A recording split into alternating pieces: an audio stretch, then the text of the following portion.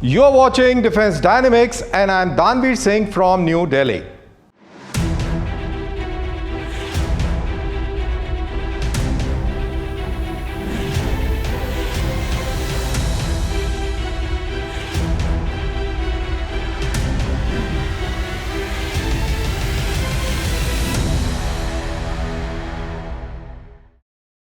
Is the US $175 billion space defense push turning science fiction into a strategic reality? Could Israel's possible strike on Iran's nuclear sites plunge the Middle East into war? Why has Bangladesh cancelled a key defense deal with India amid growing Chinese influence? And how is India-Germany's new ammunition pact boosting indigenous defense manufacturing? But before we dive deep, the global defense headlines first. The Spanish Army has detailed its artillery restructuring and capability upgrades under the Army 2035 program at Future Artillery 2025 conference in London. The plan involves streamlined commands, new training structures and deployment of L-118 and M109A5E systems for national and NATO missions. The French plan to acquire new multiple rocket launchers involving Belgian cooperation to replace its existing MLRS fleet. The move aligns with broader CAMO program promoting joint vehicle procurement and fire control system integration between both nations. The United Kingdom will begin receiving upgraded M270 MLRS in 2025, featuring advanced launch systems and ability to fire precision strike missiles. The enhancement conducted in the United States aims to extend deep strike capabilities through 2050. Korean aerospace industry will conduct a maiden flight of its full-scale adaptable aerial platform by September of 2025, a key component in its manned-unmanned teaming strategy. The AAP supports ISR, electronic warfare, and decoy missions with a layered UCAV system. Australia's advanced navigation has successfully tested its laser velocity sensors integrated with Boris D90 INS, demonstrating high precision performance in GNSS denied environment. Trial across ground and aerial platforms showed minimal positioning error over long distances. When you hear Golden Dome, what comes to your mind? A palace or a high-end hotel or a casino? Well, it's none of these. It's a Star Wars project launched by Donald Trump. The world is entering into a new era of space wars faster than you could imagine. If we are seeing AI-driven missiles and drones dictating the battle space outcomes, tomorrow it would be the spaceships like the famous Star Trek doing the works. It may sound a little fictitious, but reality may not be that far. It's coming up as America is looking quite literally at it as it unveils an ambitious $175 billion plan to turn space into next frontier of defense. The Pentagon says it's a bold step to shield United States from aerial and hypersonic threats. But China, clearly alarmed, is calling it a provocation that could ignite an arms race beyond Earth's atmosphere. Our next report takes you at the escalating battle lines in the final frontiers of space.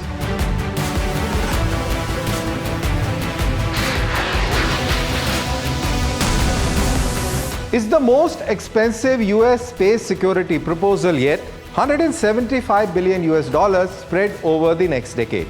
The plan built a web of next-generation satellites, early warning sensors, missile defense systems, and orbital command nodes, and all this high above Earth's surface. This is Washington's answer to a new age of threats that comes from hypersonic missiles, anti-satellite weapons, and long-range nuclear delivery systems.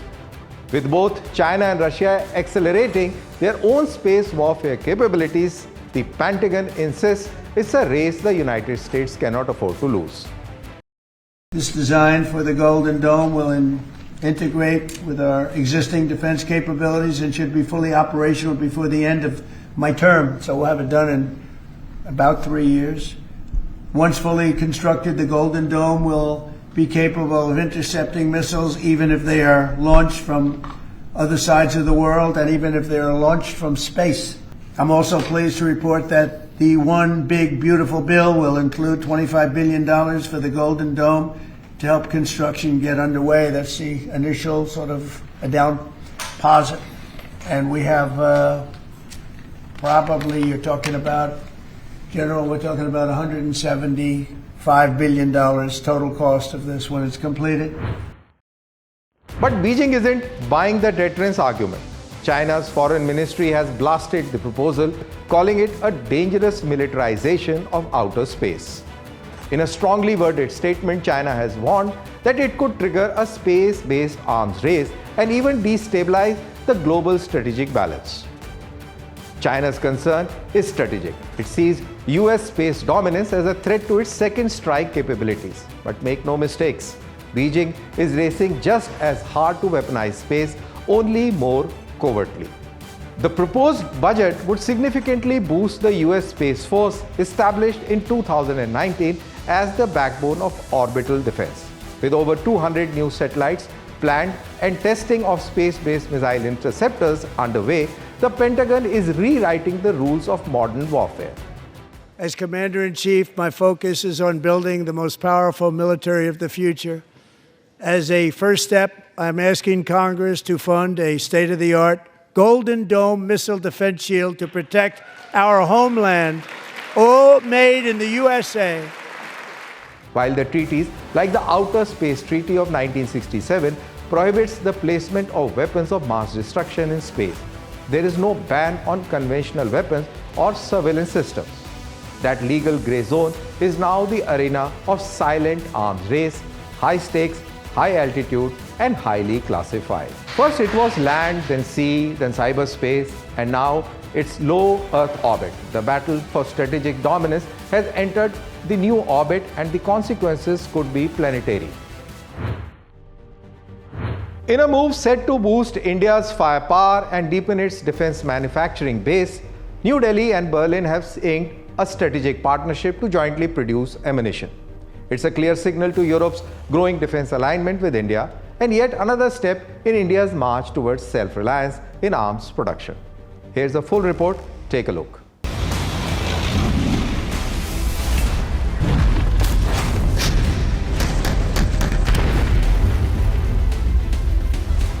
From artillery shells to smart munition, India is preparing to manufacture next generation of battlefield ammunition with German precision and Indian scale.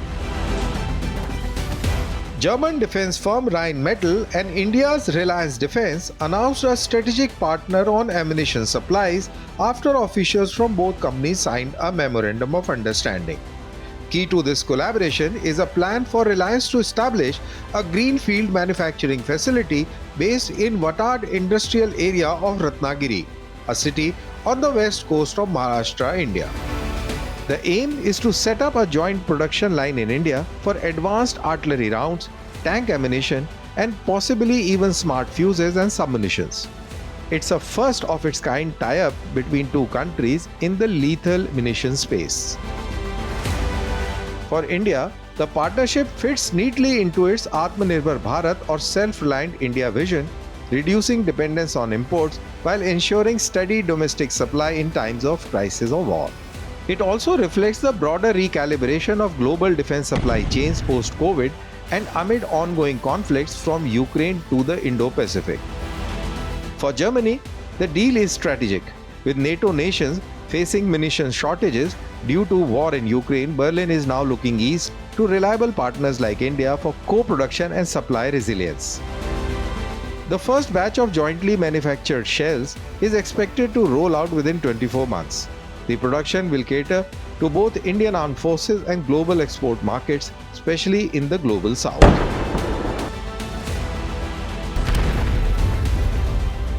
Ammunition may be the backbone of any military campaign, but partnerships like this are the soul of modern strategic diplomacy.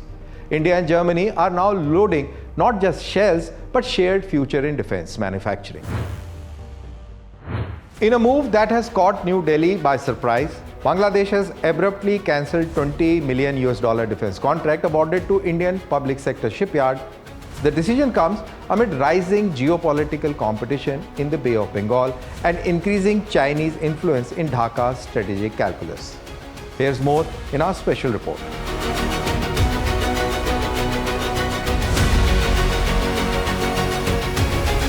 In 2021, Bangladesh awarded a $21 million contract to Garden Reach Shipbuilders and Engineers, a premier Indian defense PSU, for the construction and supply of patrol vessels meant for its navy. The deal was seen as a symbol of growing defense cooperation between the two neighbors, part of India's broader Neighbourhood First and Act East strategies. But 3 years on, the tide seems to have turned.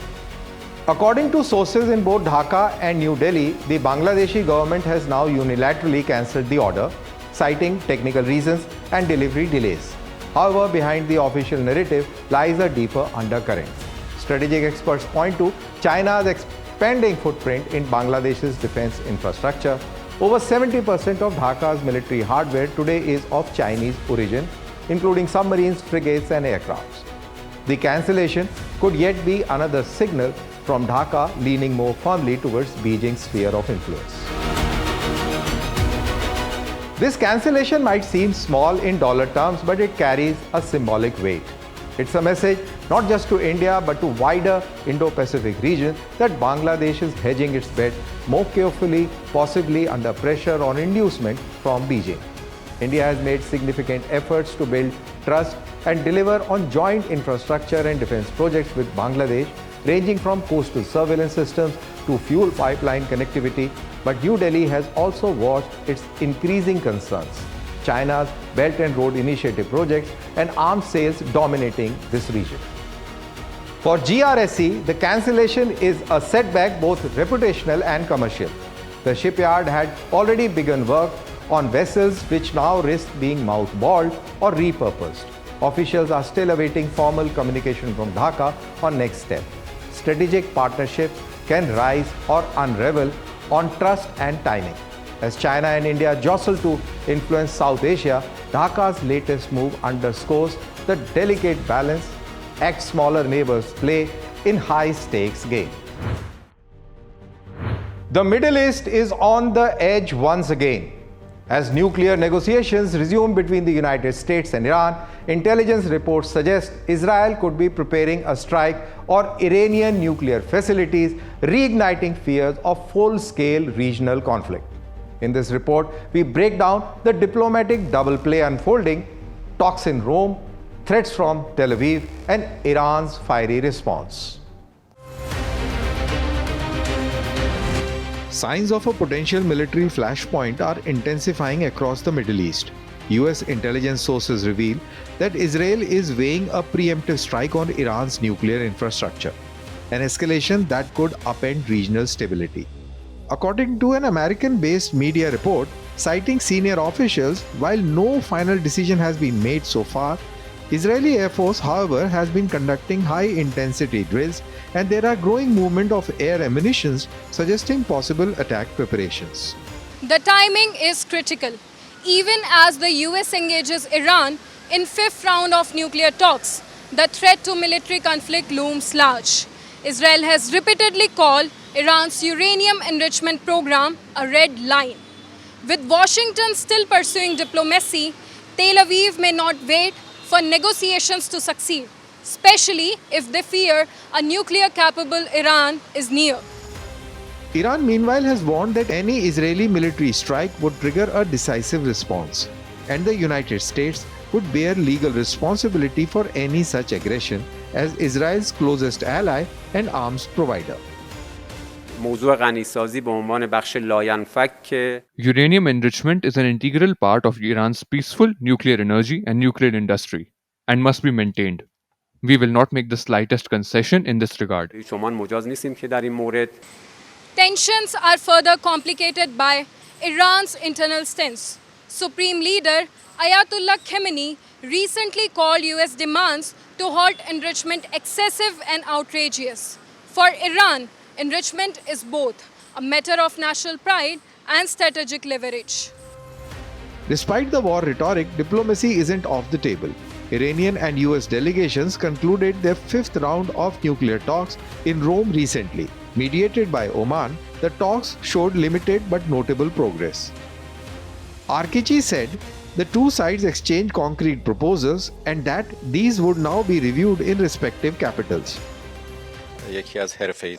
We have just completed one of the most professional rounds of negotiations. Once again, we clearly articulated the principled position of Islamic Republic of Iran regarding the negotiations.